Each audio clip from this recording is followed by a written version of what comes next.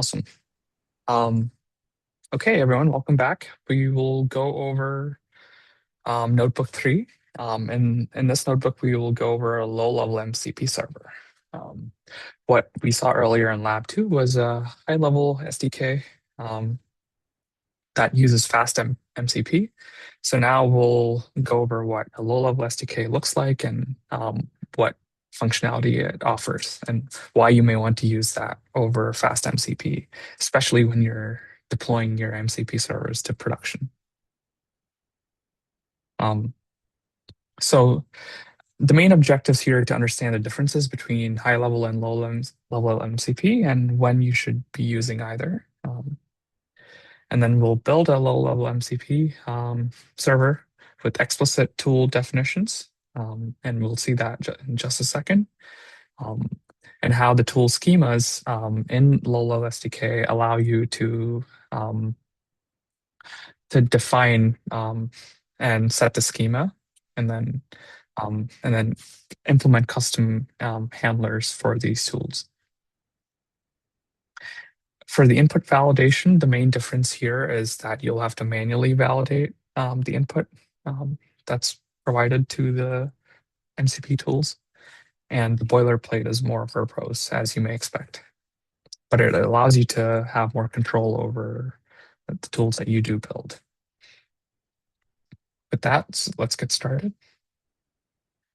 Again, when we are building a little MCP server for a local instance using standard I/O transport, we have a server, and again, similar to fast MCP, there's a way to list the tools and then call the tools, and a way to set up the transport.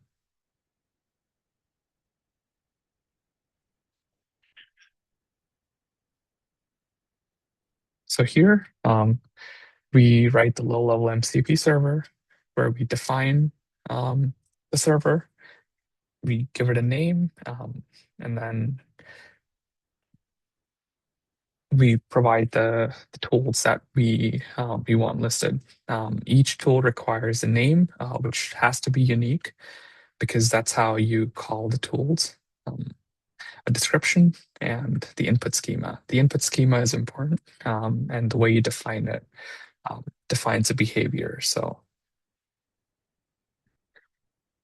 that's generally where you get a lot of the low level definition and functionality that you want to fine tune. And then we have the handle call to functionality that allows you to define how these tools are called. Here, as you can see, the boilerplate code provides ways to validate that your arguments were provided, and that you're calling the tools that do exist in your MCP server that you're defining.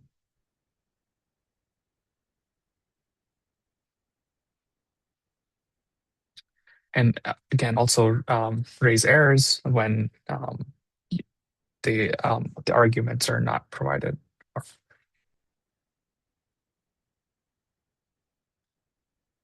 And then finally, set up the steps to initialize and run the server. Again, this just for clarity, this is using standard I/O transport, which means it's running locally on the same system.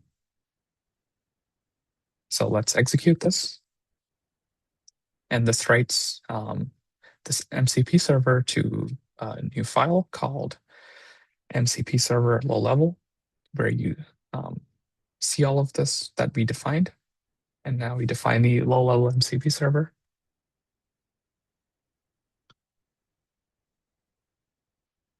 And then we'll connect this MCP server to our client.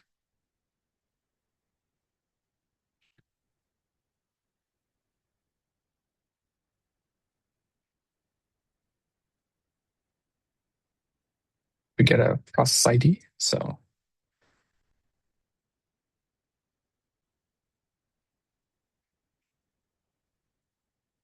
And And then let's run the actual client and the server. So they're both connected. And the client calls the server, calls it tools that were built in that. So that's what you see here and gets results back. So the client and the server are working as they're intended to.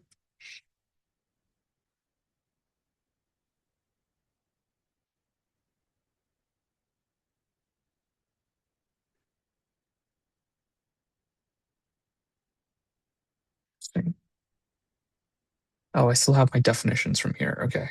That's why the errors.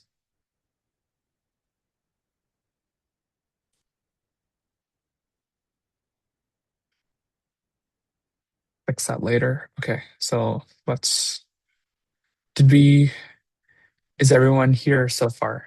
Is everyone with me? Sorry, how is that different than what we have supposed to?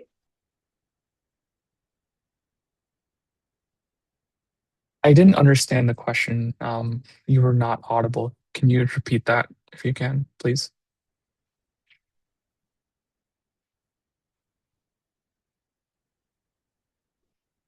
If not, I'll go to Ted.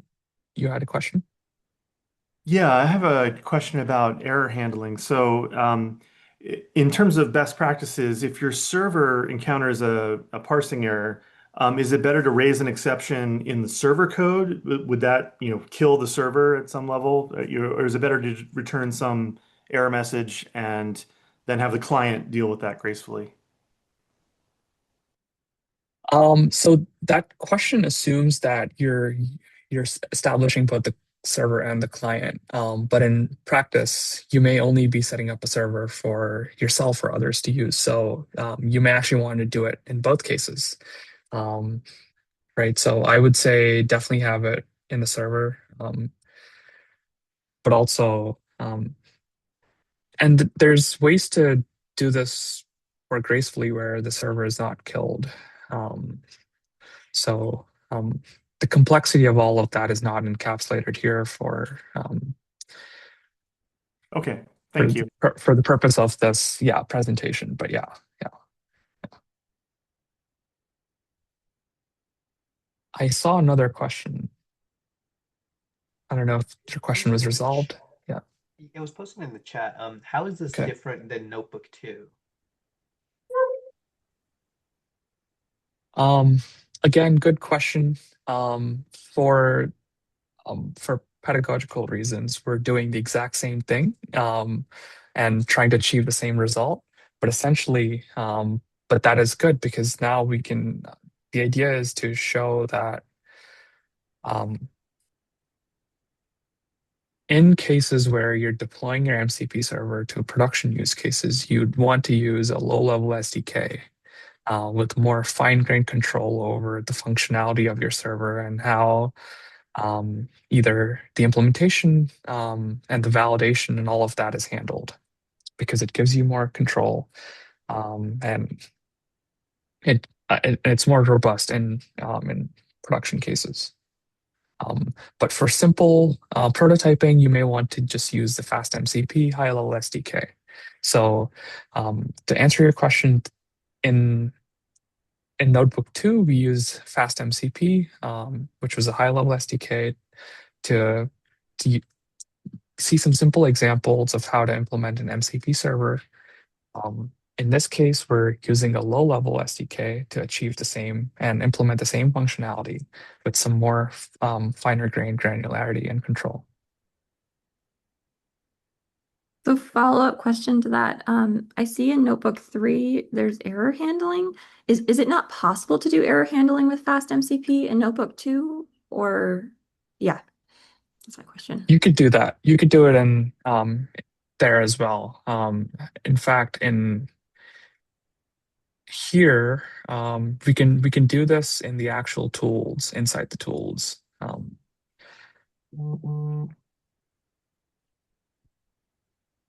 It's just that the examples we have are handling it at a higher level. before the inputs are go into the individual tools. Mm. I guess I'm But curious. yeah, Oh, I was just go going to ahead. ask, Yeah. will you cover examples of like where you might need fine-grained control later? Um, I don't think I have that in this case, but um, for example, if we look at this example, um, and compared to Notebook 2, um, if if you give a large integer, right, the MCP fast MCP tool is left to its own to handle that. And I'm not sure if the fast MCP API itself handles that somehow. Um, it- and is abstracted away, but you should assume it doesn't, right? So the functionality is limited until you go inside your actual tool where you have to you might handle it yourself. Um, and this could include things like input parsing and sanitization if if your applications are dealing with um, tools that need more security, right? Those are areas where you may want to implement that in in this fashion where you might want to parse and sanitize the input that you're getting to the MCP server, depending on security and concern you may have in terms of what functionality you're exposing um, to clients. Okay, That's thank one you. example I can think of off the top of my head. I don't know if the TAs can think of anything else or any other examples. Yeah,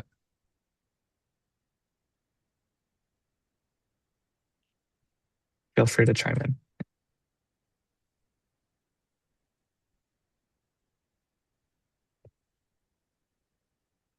Yeah, for example, let's say you're exposing an LLM model. That's probably and you might be through that. Your MCP server also handles authentication in this process, right? Let's say we implemented our cloud endpoint ourselves and we somehow wanted our users to have an API key to be able to access and use our model. That's probably an MCP server, right? With some simple logic to handle that. In that case, you may want to sanitize your input and make sure it's in the right format to avoid any bad actors. So that's something that you should probably handle before outside of your tools.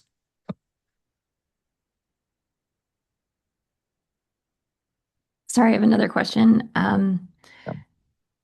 I guess at what level or where do we control how good the LLM is at knowing, like once we actually like connect in an LLM, how good it is at knowing when to use tools? Like is the choice of low level versus high level SDK important for sort of putting those guardrails on for the LLM? That's a good question. I think that's mainly a functionality of the model itself and its tool calling abilities. Um, so, but that said, in a more complex workflow, we don't cover that in this example. But in theory, the model would handle the tool calling. I don't know if Sam or anyone else has better examples that come to mind.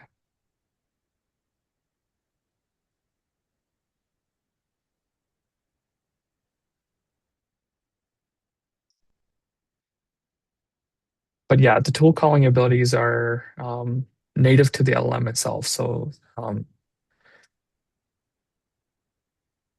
Okay, thanks for answering my so they questions. wouldn't yeah, they wouldn't be handled at this level that we're dealing with when establishing the MCP server itself. Maybe it's worth saying that the LLM will see the tool schema, including the description, which helps it decide if it wants to use that tool. And in terms of like high level versus low level, the low level, you write that explicitly. The high level, I think it takes it from the doc string. So essentially you can give it the same description, and in that case on your end, you can give it like it won't matter high level versus low level. If that makes sense. Yeah, that makes sense. Yeah.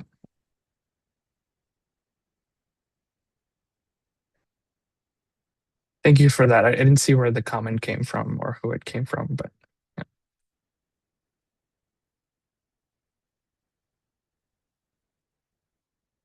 Okay. So let's move forward.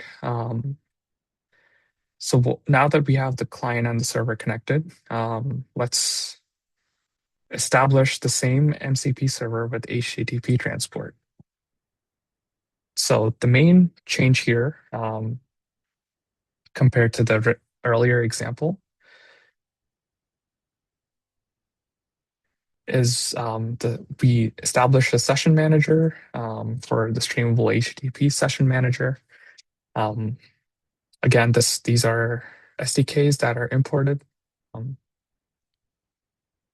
to handle this, and then we have the handler itself that handles incoming HTTP. This is just so this lifespan essentially establishes this manager throughout the life of your MCP server, from when it's run to until it's killed. So, and this is just logging where the MCP server is, which is your local server in this case. And the other part of this is a startlet app, which you will need to mount this application. And finally, the Ubicorn server. So there's a couple additional tools that you need to stream your MCP or make your MCP server available over HTTP.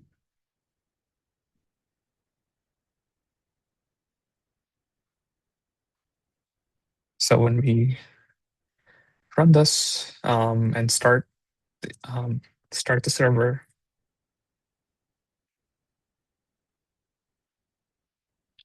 we have a new MCP server that's HTTP specific.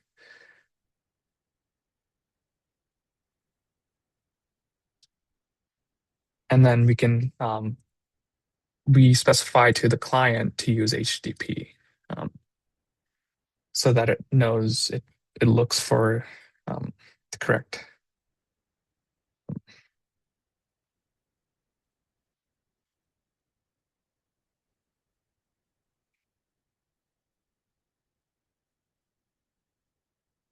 Interesting, it worked this time.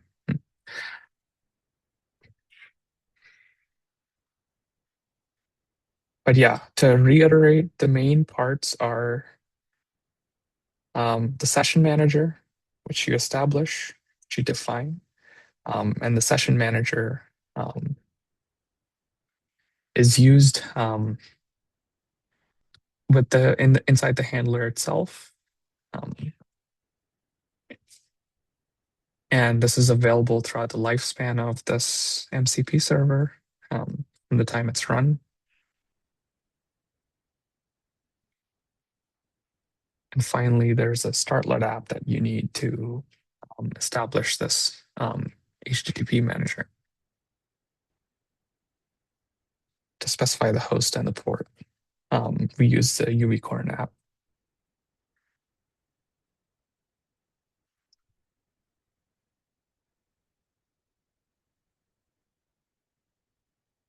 Any questions on that?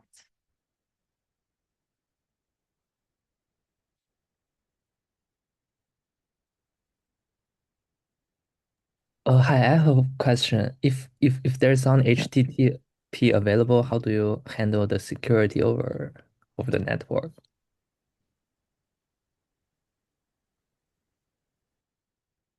Um, Usually you would run well, something like behind a proxy.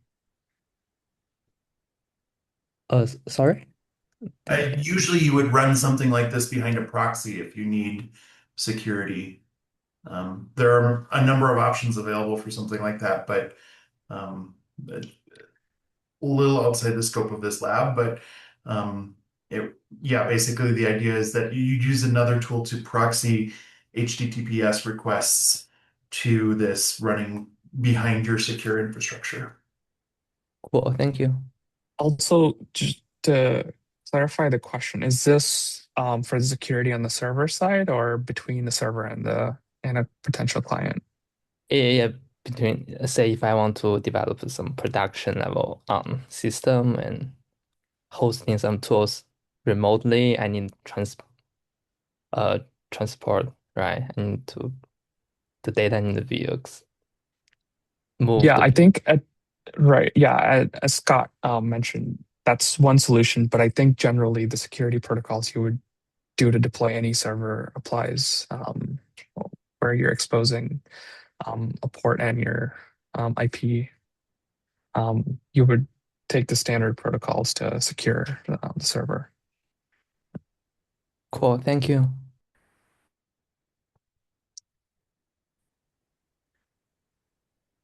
There's a technical Okay. error as well that one of the attendees was having. If any of the TAs are please able to take a look.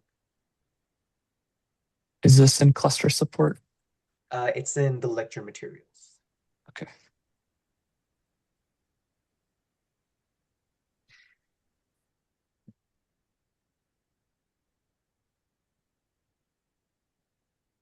So one reason could be that it's not defined in the schema in Notebook 3.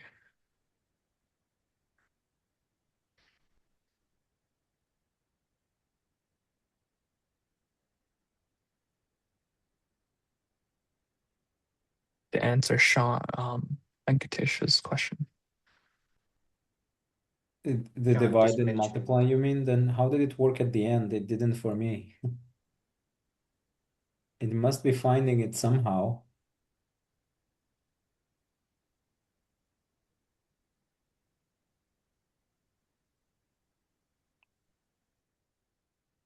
Yeah, I was actually surprised it worked for me as well. But I think this is so the messages you're seeing. Is it possible that your other client is still running and it's somehow through Yeah, HTTP reaching out to both or something? I think that could be it as well. So um, I don't think um, so if I'm actually curious, if I shut down this kernel, I don't think it would work. But um, but yes, to actually answer the question, it must be defined um, in in the low level implementation to find the right tool.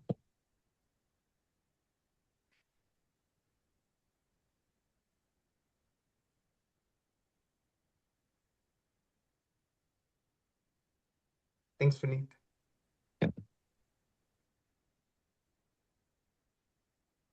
In the lower level implementation with tool handling, there's a lot of branching, or there could be a lot of branching if you had many tools where you go like else if. I'm curious if that's the reason that this isn't as fast, presumably as fast MCP, or if there are other reasons too.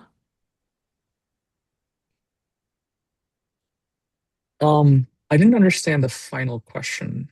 I um fast as in like how quickly you get the responses, or the difference between fast MCP and the logic and the low level implementation. I guess I'm curious, like when I look at the logic and the Yeah. definition for handle call tool and the lower level one, I guess I'm wondering if the branching that you have there substantially slows things down, and if that's like No, I don't um, think that would make a huge difference in the actual performance. okay. And it's worth noting that Yeah. FastMCP is doing something like this under the hood. Okay. Or probably something even more complex, right? So you can assume that. Going back to the earlier point about fast MCP could actually be doing some sort of sanitization or input checking themselves. for types because it does do automatic. Um, it does handle types automatically to some extent. So there is some logic there as well. So, um, but in either case, I don't think it should make a difference in terms of performance. So,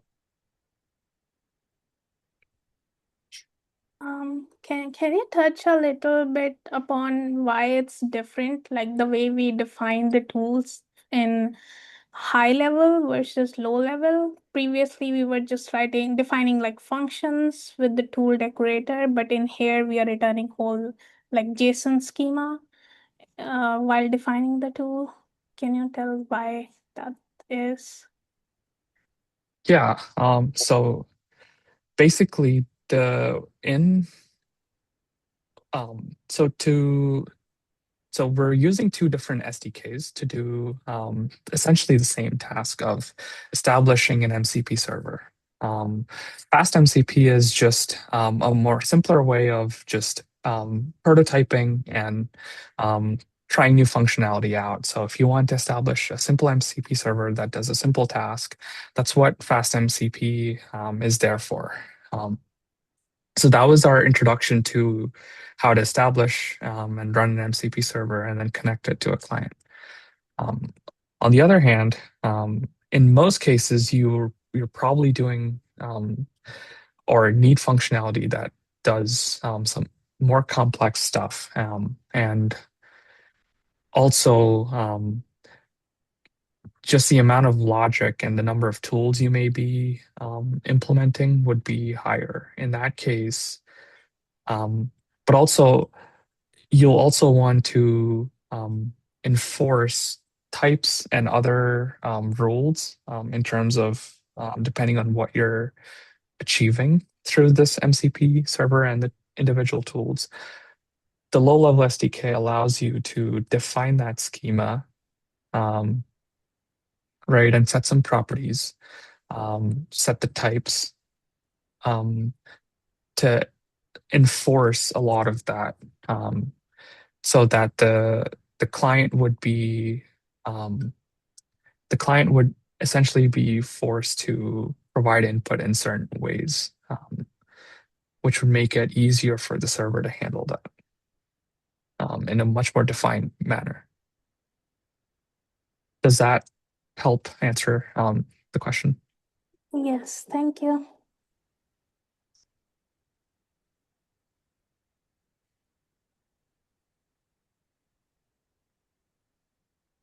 How are we doing on time? I think we're ahead by I'd a say, lot. Yeah. yeah, I think we Okay. are ahead of schedule. Lab 3 was supposed to end at 11:45, so we're up by 15 minutes. Okay. So should we just use the additional if there's no more questions?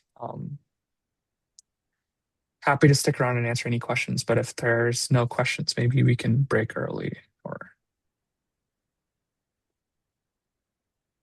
That sounds good with me, but I guess we'll take a quick second. Does anyone have questions or any errors that you're running into?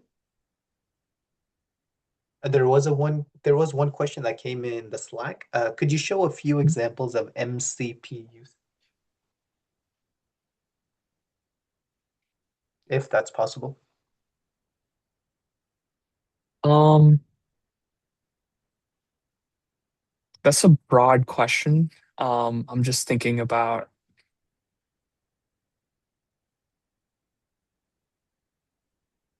I can come up with a few examples, but I probably wouldn't have the model, the definition of the tool itself at hand. But